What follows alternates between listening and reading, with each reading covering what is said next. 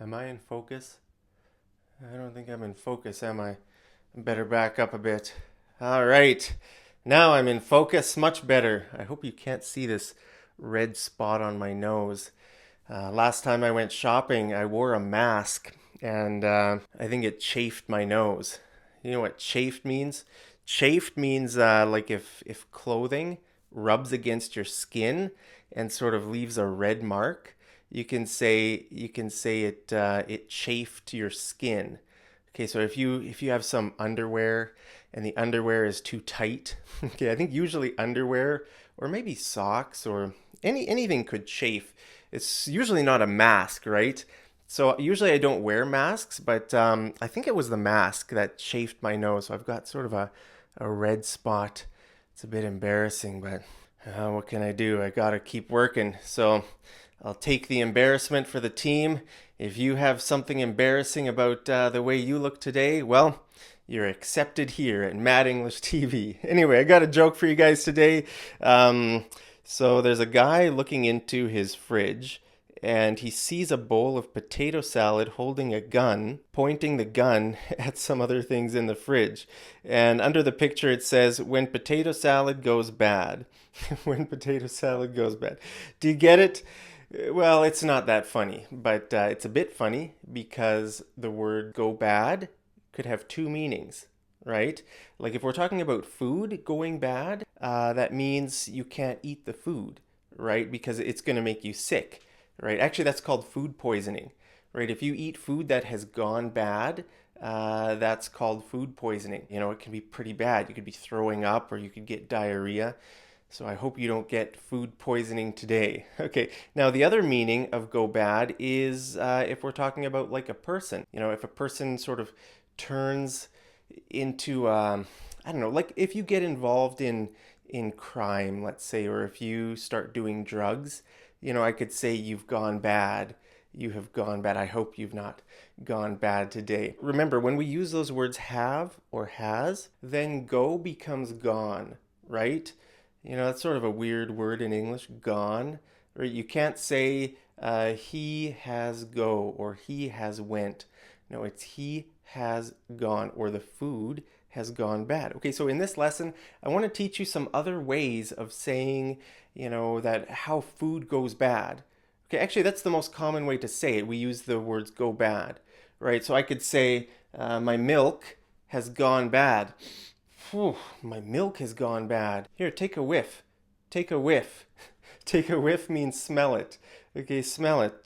Tell me, is this still good? Is this still good? Okay, so that's how you can ask someone. You know, if you're not sure, you can say, is this still good?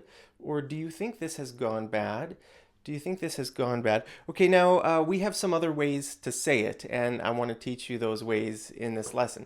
So, what about turned? Have you heard the word turned before? Okay, turned. That's a sort of an interesting word because you know it usually has a normal meaning to turn, right? If you're driving somewhere and you turn, right? But we can also use it for when food goes bad. Okay, so you know when I think of the word turned, I think of egg salad. You know, egg salad is sort of I don't know, it's made of eggs and mayonnaise. It's actually very similar to potato salad. And those kinds of salads smell really bad in the fridge if you leave them for a few days. Right? If you make a big batch of egg salad or potato salad and you want to eat it as leftovers the next day or, you know, in the next few days, how long do you leave food in the fridge for? You know, if you want to eat it as leftovers. Leftovers are food that you put in the fridge to eat later, right? They're left over. Let me know down in the comments how many days, if you made egg salad or potato salad, how many days would you leave it, you know, in the fridge? If I would say if you leave it maybe more than 3 days, that would start smelling really bad, and it would stink up your whole fridge. So when I think of the word turned, that's what I think of. I think of egg salad. But we could use it for anything. You know, you could say, this milk has turned. This milk has turned, or you could say, you know, any other food could turn as well. Okay, so that might be a new word for you, the word turned. Now another word is expired. Okay, now this is actually very common for foods that have an expiry date on them, right? Most foods that you buy at the store, they have an expiry date. Like you can see my milk here has an expiry date. So if it's past the expiry date, then you can say it has expired or it is expired. Okay, so I could say my milk is expired or my milk has expired. Okay, I need to go buy some more milk because my milk has expired. Yeah, I think my milk has expired. I think it has expired. Now, if a food doesn't have an expiry date, then it would be a bit weird to use the word expired. You know, like for your leftovers, you couldn't say my egg salad is expired. I mean, you know, maybe you could say that, but it sounds a bit unnatural. It's much more natural to say my leftovers have gone bad or my leftovers have turned. Okay, now another word is spoiled. Okay, spoiled. Have you heard that? That has the same meaning. Now, I think in British English, they use this word more than we do here in North America. Like for me, I never use the word spoiled. It's just not part of my vocabulary. You know, there are just millions and millions of words in English. You know, we sort of make decisions on which words we want to use in our vocabulary. I'm sure it's the same in your language too. You know, you probably don't use every word in your language. You have your favorite words and you just sort of forget the rest. So that's probably why I don't use the word spoiled, you know? And I don't think anybody I know uses it either. Like I said, I think it might be more common in British English than it is in North American English. But it means the same thing, right? If food spoils, you know, you could say this milk is spoiled or this milk has spoiled. Okay, so I think you can say it both ways. This milk is spoiled, this milk has spoiled, just like expired. Okay, this milk is expired or this milk has expired. Okay, now you might be thinking of a word, and the word is rancid.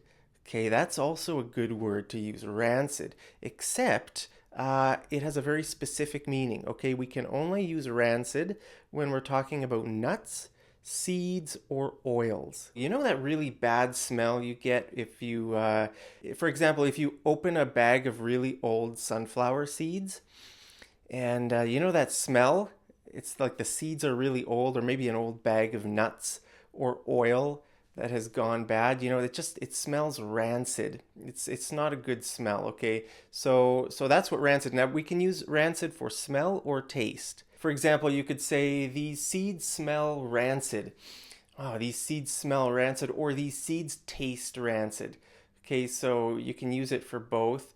Yeah, you know, I think most oils go rancid, but I use organic olive oil, extra virgin organic olive oil. And I don't know, I've never had a problem with my oil going bad, but I know like sunflower oil or canola oil, man, I think those oils go rancid really fast. And when they get rancid, they smell really bad. Okay, I don't like the smell of rancid oil or rancid, anything cooked in those kinds of oils can also go rancid, you know, like if you're watching a movie and you open a bag of potato chips and you only eat half the bag of chips and you forget the rest of the bag beside your couch and you find them like 2 or 3 weeks later, you know, and you try a chip.